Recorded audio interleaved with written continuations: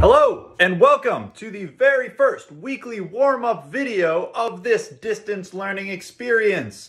Obviously, this is not an ideal situation, but to help make sure that we're constantly working toward a musical goal, I'm going to be bringing you some recorded videos of me demonstrating some warm-ups and some other exercises to help you continue to get better despite the fact that we cannot actually meet in the same room. To help me with that, I've set up this nice home office here. I've got a drum pad, got some instruments there in the back. And over on this side, a keyboard, some inspirational photos of some of my favorite musicians. That's Dizzy Gillespie right here, John Coltrane right there. And a whiteboard in case I need to explain anything written down. So using all of these tools that I have at my disposal along with all of my instruments, I'm hoping that I can bring all of y'all some really great content to help guide your practice. So, sit tight, take a listen to this video, and follow along at home. So one other point I want to make before we get into this video, I had a little bit of trouble this week syncing up the audio to the video. So I know a lot of you are probably going to be very annoyed trying to watch this with my lips not syncing up with the audio. But for this week, that's just what it's going to have to be. I spent a lot of time creating these videos and it would take forever to go back and redo them correctly. Hopefully in the next couple of weeks though, we'll solve these problems. So just be aware that I'm aware and I'm working to fix that problem. But until then, enjoy this warm-up video. So whenever you're going to be doing a warm-up, it's really important to hit on a few different topics to make sure that you're all set for a really great day of playing. The first one is going to be posture. If you don't have good posture, you're going to start to run into some trouble later on with endurance, with being able to hit certain notes, and it's just, if you have a good posture from the beginning, you're just setting yourself up for success for the entire day. The next thing, which is, I think is probably the most important thing, posture is very important, but this is really impactful when you're playing, and that's airflow. Airflow is just how you're moving your air to create sound. That's why I spend so much time doing things like breath attacks and long tones. Because if that air isn't happening, nothing else is going to be working. Once you've got your posture and your airflow happening really nicely, I like to throw in some finger technique. If you can align your fingers moving quickly with the airflow that you already have very nice, then the last step really is making sure that your tongue can sync up with your fingers while you're using good airflow, all with a great posture. As you know, there's a lot that goes into playing an instrument, but doing those few different things is going to help set yourself up for success for any instrumentalist. Once we get past this initial warm-up, there are a couple of things for instrument-specific stuff. So brass, for example, your lip slurs. For the clarinet, just getting over that break. For flutes, thinking about octaves and making sure you're playing in the right register. Those are things that you can start to think about once you've got these fundamental principles under control. So in this video, we're just going to run through how you can work to get those fundamentals ready for playing. All right, first things first with the warm-up, check your posture. So you're familiar with this? We're going to ragdoll over in front of ourselves and take 16 counts to get upright to a good posture. Keep in mind, good posture means your spine is right in line with the back of your neck, right above your tailbone. Your neck is not pushed forward like this. It's nice and in line over your spine. Your chest is going to be out just a little bit. Your shoulders are going to be back just a little bit. Everything is lined up. Your knees are not locked. They're bent a little bit. And your legs are shoulder width apart. Let's give this a shot. So, down ragdolling and 16 counts to get to that nice posture with everything in line. 1, 2, ready, up. 1, 2, 3, 4, 5. Make sure you take all 16 counts. 9, 10, 11, 12, 13, 14, 15, 16. Excellent. So you want to check yourself out for a minute. Make sure that everything's in line. If you can do this in front of a mirror, that's a really great way to check in, and always turning to the side is always nice for me as I'm looking at myself on my laptop, because I can really see if my neck is pushed forward like this or if it's right in line as it should be. So make sure now, because most of you I know are going to be sitting in a chair when you play, just take that same exact posture and lower it into your chair. So right now, if you take a look at the chair that I have, it's just like an office chair. My back is actually not even touching the back of the chair. There's a huge gap. I'm sitting right on the edge of my seat because when I have good posture, I don't need the chair to support me. I have my spine, I have all of the bones in my body supporting so I can get a nice, beautiful sound.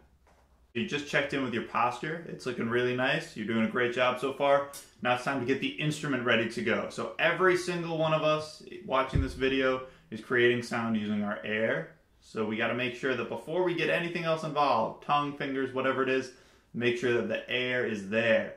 I like to just start on a concert B flat when I play with breath attacks and not even thinking about moving the note. Just play a few notes.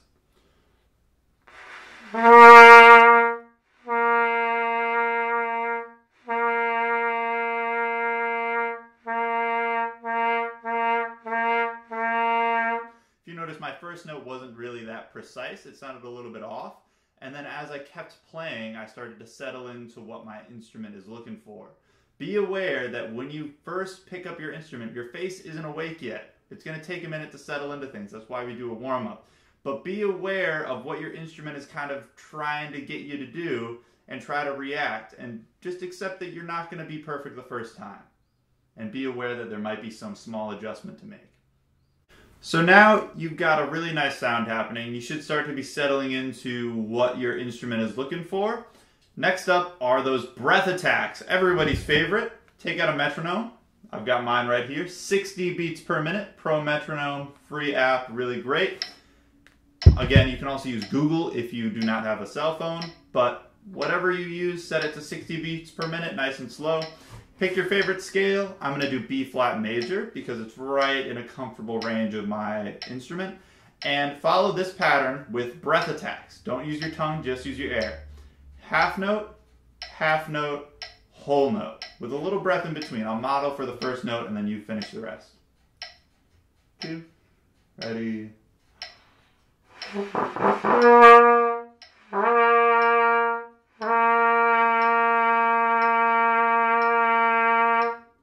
So if you notice with my first note, it was really bad. That did not sound good at all. That's okay. That's the point of a warm-up, is to make sure you get those not so great sounds out of the way before you start working on the things that you want to get done for the day. Everyone's going to have a rough sound on their first note. Let it happen. React to it. For example, I noticed that my neck was too far forward as always. I pushed that back a little bit. This is the time to be thinking about those little things that you're not going to have time to think about as you move along. The next thing to check out, because we're working on the flow, our airflow, are some long tones. Now you can do long tones on your favorite scale with a drone. That's what I recommend as always. Or I found a really cool video of long tones with kind of like a cinematic backing track that I'm going to link in this post for this assignment. So maybe consider checking that out. It shows you all of the different notes that you should be playing on your line of music, whether you're a B flat, E flat, bass clef instrument, whatever it may be. You can follow along with that, and it's a little bit more of an exciting way to do long tones. So check that out if you're interested. Otherwise, just stick with your classic to the drone favorite scale and keep that metronome clicking. 60 beats per minute, whole notes, go! So now that you've got some really nice airflow happening after doing those breath attacks and the long tones, it's time to add the fingers. So if you remember the fifths and an octave exercise, we're basically just going to do that except take out the octave. So let me just demonstrate for you really briefly. I'm going to keep my metronome at 60 beats per minute, and I'm going to play my concert B flat major scale, up 5 notes, down 5 notes, up 5 notes, down 5 notes, all slurred. Take a listen. 1 E and a 2 E and a ready and a.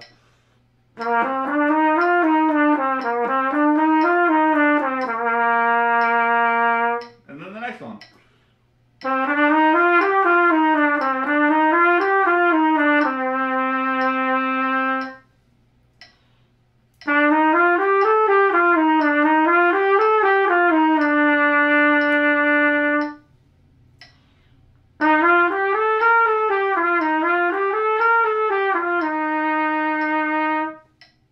do this all the way up the scale. You can add in the octave there if you're feeling comfortable with it. But what this is going to do, like I mentioned at the very beginning of this video, you're now lining up your fingers with your air. So regardless of what your fingers are doing on your instrument, your air is staying constant and pushing out a beautiful sound. So take a look at that one, run through it, and I'll be back in a second. All right, so almost done. Just a couple more exercises here. Posture, looking good. Air, moving really nicely. The fingers are working with the air to create a good sound regardless of what note you're playing. Fantastic. Last kind of basic thing we got to work on now is the tongue. Lining up the tongue with the fingers is one of the hardest things for me, and I know it can be tricky sometimes, and especially making sure that the air is behind it to get the notes out. This is why a lot of the times when we do that articulation exercise, which we're going to do in a minute here, you may feel it right here or right here in your abs because it takes a lot of work to align everything. So articulation exercise, you remember it, 60 beats per minute again. I'm just going to do it on, we'll do it on concert E flat this time, like the E flat major scale. So remember, quarters, eighths, triplets, sixteenths. Ready?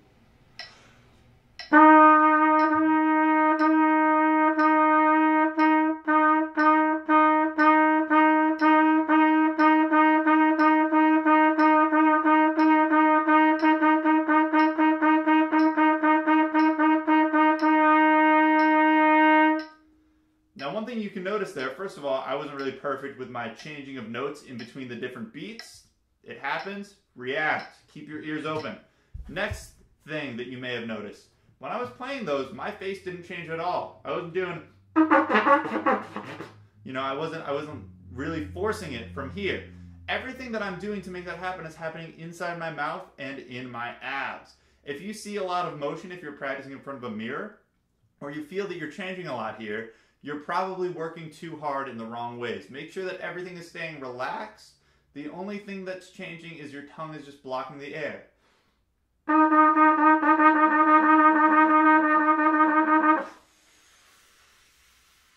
My air isn't changing at all. So once you've got that down, time to add in the fingers. Play that same fifths in an octave exercise that you just did before, except use your tongue. This is where it gets tough. Ready? I'm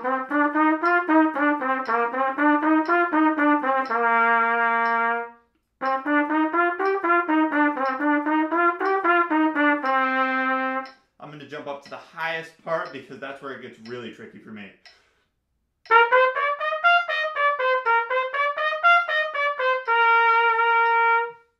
Especially for brass players, once you start getting into the upper register and you start getting those really, really close partials, things can get really tricky, and it's very easy for you to not have the correct embouchure, the correct corner firmness, and the proper support to get those notes to come out, especially when you're blocking the air in between with your tongue.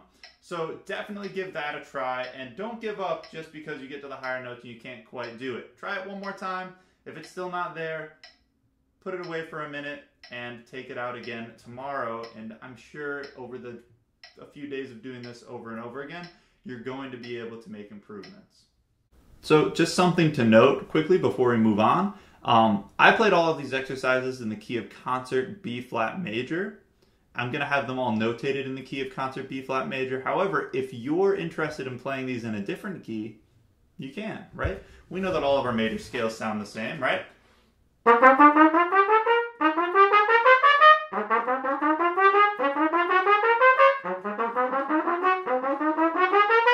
So if you want to play it in any one of those keys, whether it be long tones, the articulation exercises, the fifths and an octave, whatever it is, you can. I'm going to have all of the scales printed out, or not printed out, but there's going to be a PDF of them in one of our Google Drive folders. And if you're feeling up for the challenge, try to transpose these exercises into those scales. Remember, it's all the same pattern. Do, re, mi, fa, so is going to be do, re, mi, fa, so in any key. So if you think about it in solfege, you can make these exercises fit any key you want. And then suddenly you're not only practicing a warm-up, you're also practicing your scales. So give that a shot at some point over this extended closure.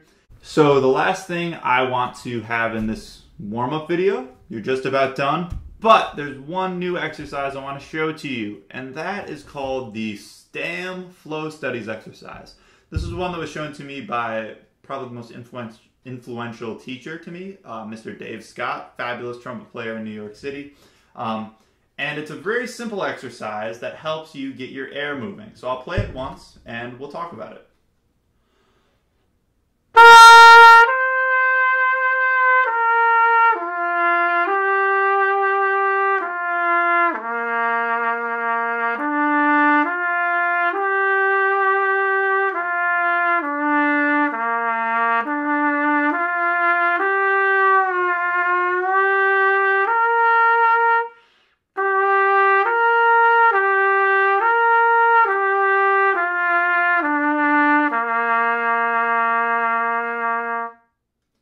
So that's the Stamm Flow Studies exercise, a really interesting exercise that I love to play for a number of reasons. One of them, you're going all across an octave, from this note down to this note, all in one breath.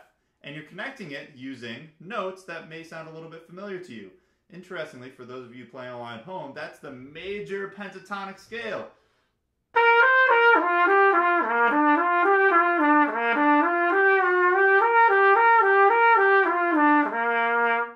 So, if you've ever wondered why that scale is a really great scale, it's here as well.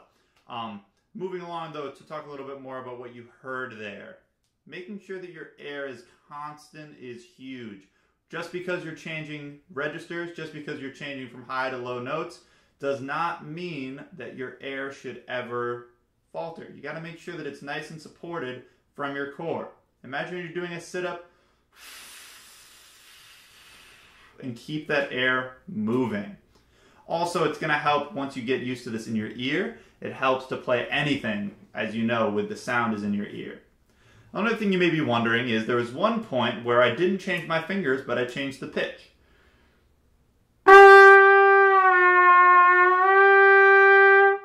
So what that is really called a lip bend or a note bend. What I'm doing to do that essentially is using my air a little bit and opening my jaw a little bit and maneuvering my tongue a little bit to get my air to force out a lower note. So for some of you instrumentalists, this may be trickier. I know flute, this is really, really tough. You may have to do a little bit of pivoting with the instrument to make this happen, but do your best to not do that, because the more you can do everything with one posture, with one setup, the better off you're going to be. So to practice this, just play any note, any comfortable note. G or concert F is always a nice one. And see what you can do to change the pitch without jumping down a partial if you're on the brass, right? That's not what we want.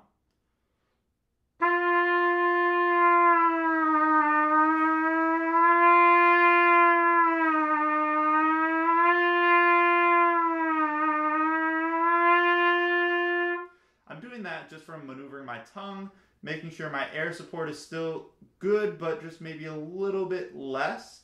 And then using my jaw, opening up just a little bit, opening the throat a little bit. It's a combination of a lot of different things to get that to happen. But if you can make it happen, this is an incredible exercise that I would absolutely recommend everybody check out. And I'll have that PDF also uploaded to a Google Drive. So that concludes the group warm-up section of this warm-up. And I call it a group warm-up, not because we're all playing together, but because that's something that every single one of you can benefit from, regardless of your level, your grade level, your instrument, whatever it is, you can benefit from these exercises, which also means that if you wanted to like FaceTime or Skype over with a friend, you could potentially do these at the same time, or you can talk about some of the troubles you may be having with them. Definitely something to think about and something to look into. In addition to that, if you're interested in some extensions on this, like with that Stamm exercise, if you're like, you know, I want to take that a little bit further, I'd be more than happy to give you an extension to that either through a PDF that I'll just email to you, or we can sit down for a short, like 10-15 minute lesson to work through that together. As always, please, please, please stay healthy, keep practicing your instruments, and wash those hands. Until next time, See ya.